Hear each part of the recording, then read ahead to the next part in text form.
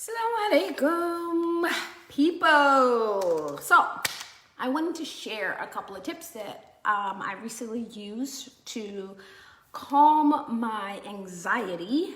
And I figure if anybody suffer from a little bit of claustrophobia or anxiety when they are in small spaces, it may be helpful. So I wanted to share a couple of tips that I use to calm my own anxiety that may be helpful for you in times when you're really stressed or you have anxiety about a situation. So, a little background is I injured my shoulder a couple of months ago during a workout, and it has been giving me some issues with certain positions and certain exercises, and so I've been going to my orthopedic. And in lieu of her being able to tell immediately from the way that I move in her assessment, she wanted me to get something called an orthogram. An orthogram is when they shoot dye and liquid into a joint and then look at it under an MRI to determine if there is any damage. So things like ligaments and tendons, if they are torn to a certain extent, then the only way to repair them is through surgery. Please make dua that I do not need surgery for anything. I'm okay with physical therapy and doing exercises and eating the proper things to help repair and restore, but please make dua that I do not need surgery. But this is the dilemma that I had. I do not like confined spaces. Right? So they sent me for an MRI, and I have no problem with needles, right? They stuck a huge needle in my shoulder, had to go all the way down inside of the joint. No problem with that. Then they put me in this little tube. When I tell you that I freaked out. They put me in this little tube, and I was like, nope, get me out. I can't do this, get me out. So the first time was a complete fail. I was not going inside of that little tube. And I completely understand that my anxiety is completely rooted in imaginary things, right? So I actually have a client who's a psychologist, and she's like, so what is your fear? I'm like, my fear is that the entire thing will collapse on me and I will be stuck. And I would just die there. And I know it's very rare, if ever possible, that could possibly happen. But that is how anxiety works. It is not rooted in reality, but you just have a really hard time convincing your brain that half a percentage of thing that could possibly happen, like I live in Connecticut, there's no earthquakes, there's no things that's going to cause it to collapse, but that's the way anxiety works. But it is really important for me to get this test, so I had to schedule it in a different way. So I asked my doctor, I was like, is there any other way for you to diagnose me? And she's like, I really, really would like to get this MRI. It is absolutely the best way for me to make a proper diagnosis and know what the next steps is. So I had to figure out a way that I could get myself through. So I'm going to tell you that I did a couple of things. A couple of things you could do on your own, but I'm going to be completely transparent with you. I did get some Valium. Okay? The anxiety was really, really high. I am claustrophobic. And so they were like, we can prescribe you some Valium to calm you during the procedure. I was like, okay. So I'll just say that right up front. Here is what I did, and I think that they are really important steps when you are trying to get rid of an irrational fear. So the first thing that I did was first figure out, is there any alternative to the little teeny tube, MRI tube? And I found that there is something that's called an open MRI. There's also upgraded MRIs. And so I asked my doctor to refer me out to an MRI that was an open MRI, which actually did not actually exist anywhere near me. But I was able to go to the main hospital that had a bigger MRI tube. But that did not solve my problem, people. It did not solve my problem. Is there anybody else out there who is afraid of confined spaces? Like, am I alone in this? I'm just, confined spaces just don't work well with me.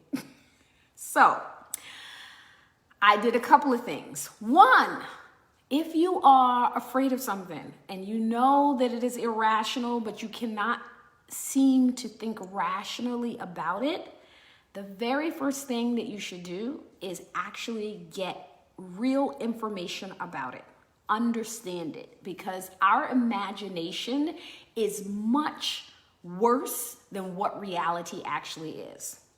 So, a couple of days before my MRI, I went on YouTube and I watched hours of videos about MRIs and arthrograms and what was going to happen and the procedure and what the doctor was looking for. So I needed to understand what the process was like, right? So my imagination would not get too far away from me.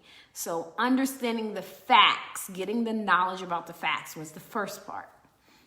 The second thing is, and I did this earlier this year as well when I was learning how to swim. If you've been following me for a few months, you know that I finally learned how to swim after having a fear of water since I was a child. But actually visualizing myself and swimming, just like I visualized myself taking the MRI, being calm in the process, laying there, like I tried to visualize myself being able to do it successfully and calmly. Visualization is absolutely essential part of this, right? Imagine yourself doing it in a successful manner. So that's the second thing. So knowing the facts, visualizing the success of your performance or your achievement or you doing a thing. That's the second part. When I got to the MRI, I took the Valium about 30 minutes before, but when I was there, I still kind of freaked out just a little bit. But the nurse was very understanding.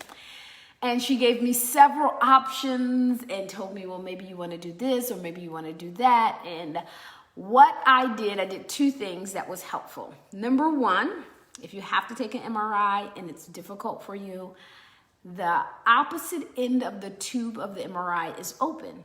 And so, since my fear is being inside of a confined space that I cannot get out of, I simply turned my head slightly so that I can always see the opening out the other side.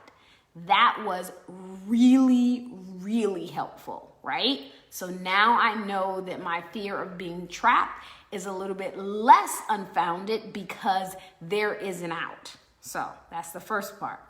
The second thing that I did, we're probably like on the fourth thing. So the next thing that I did is I needed to distract my mind.